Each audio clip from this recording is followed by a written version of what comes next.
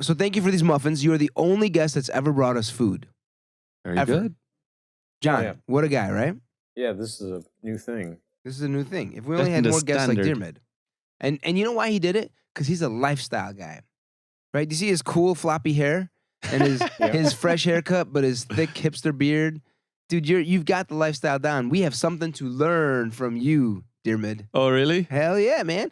Because I think like a lot of the people who go into business, go into entrepreneurship, or like think about business or work in a business, all feel lots of stress and struggle with it.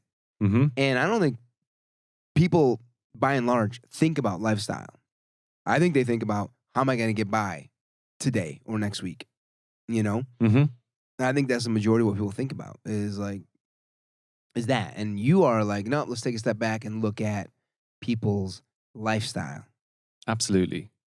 Yeah, and so like I kind of introduced you yesterday, I do come from a health, wellness, I guess, diet, exercise, educational background, experience background, but I am my own business owner too. And what you just described, I definitely have experienced. I've experienced how do you make it through today? You know, how do you work 12 hours, 13 hours, go home, get back up again in the morning and repeat that without going insane and wanting to say, you know, F this, I'm out. I think we got the right guy on the podcast. What do you think, John? Definitely. No, for real. So you're saying that you do believe a lot of people wrestle with that day-to-day grind. I mean, more than you can imagine. I've done it. I've done it myself. I worked in a company doing, I guess, lifestyle coaching, a technology-based company. Interesting company. We helped modify people's lifestyle behaviors all through text messaging. Nothing else but text messaging. No way. Yeah.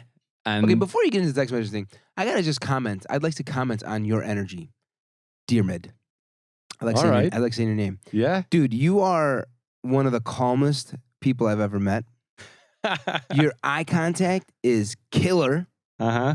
I feel safe looking at you. Like you have a nice soft gaze. Mm-hmm. And I'm not trying to come on to you. That's all right. Okay. And it's happened before. That's why we're in a back of a stock room. If you saw this place, you might think for listeners, we're at Cedars, the restaurant I own, and we're in the back stock room of Cedars. I'm looking at cans of garbanzo beans, bottles of ketchup, and what is that? Hot sauce and rigatoni. Why we have rigatoni at a Middle Eastern restaurant? Don't ask me. It's from the Italian restaurant before here, I guess. Yeah. So yeah, man, you've got a serious energy. You got a cool energy. Yeah, I don't see you fidgety either. So clearly you're nailing the lifestyle thing. Do you meditate? Yeah, I do every day. How long do you meditate? Ooh, up and down. So I mean, to me, it's about getting consistent. So doing it, daily or as more often than not. That's kind of one of the phrases I stick in my head is trying to do something more often than not. If you want to build a lifestyle out of it. But how long do I meditate? A minimum 20 minutes. The past couple of days, it's been up to an hour, but never in one sitting. I find it hard to sit down for an hour. It gets tough. So 20 minutes, 30 minutes, and then do another one in the evening. But that's taken a while. I mean, I've tried. So I've been told meditating is good. People here, you should meditate. And it's really something you don't appreciate until you start experiencing it.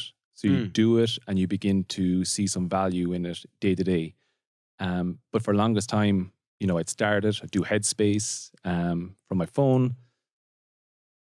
Start it for a couple of days, stop, almost like your routine, your dieter, to someone who jumps on a diet, does really well, gets off it for whatever reason, and then builds up the motivation and goes, oh crap, I should be doing this again.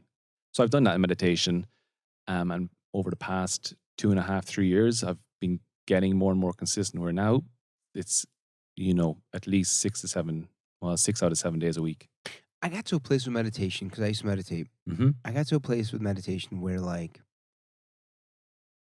I actually convinced myself, and I think this is false. I think I falsely convinced myself that it's not benefiting me and I don't need to meditate. And I will say this, the pressure I feel today compared to that a year ago is a lot more. Between comedy stuff I'm doing, improv, this podcast, and owning a restaurant, life got a lot more busy Mm-hmm. and intense and pressure and hot under the collar. Mm-hmm. And I'm now thinking like, maybe I was meditating too much for what was going on with my life. Do you think that's possible? I mean, if you're using meditation as a way to avoid some things that are pretty important and you're responsible for, then it might be hindering other things. But I don't think you can overdose in meditation. There's been no research out there that I know of that, someone's OD'd on focusing on their breathing. Give me another hit of that meditation. But yeah, I think some science out there shows that you can get an adequate dose of meditation. It's not talking like it's a drug in 20 minutes, and then optimal up to an hour. So going beyond that for the average person might be a little unnecessary, really. I mean, you don't want to put all your eggs in one basket either. You don't want to think meditation is going to be the miracle drug that solves your life. I think I was partly doing that. I had high expectations after some years of meditating, and I was like, this is not working. I'm supposed to get more out of it. I think that was my mistake. What were you trying to do for? I think I was expecting meditation to give me answers while I meditate or post meditation to like my life, things I'm wrestling with in my life. And I don't think that's what meditation is for. I think my communing with God can help me more in that. And meditation and prayer are different things. They definitely are. They're very different things. Both are shown to be pretty helpful when it comes to stress and management of stress.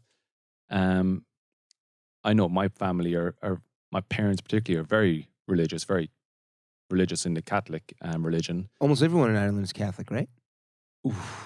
Yeah, a majority. Yeah, an overwhelming majority. About 80% of the island are Catholic, I think. Okay.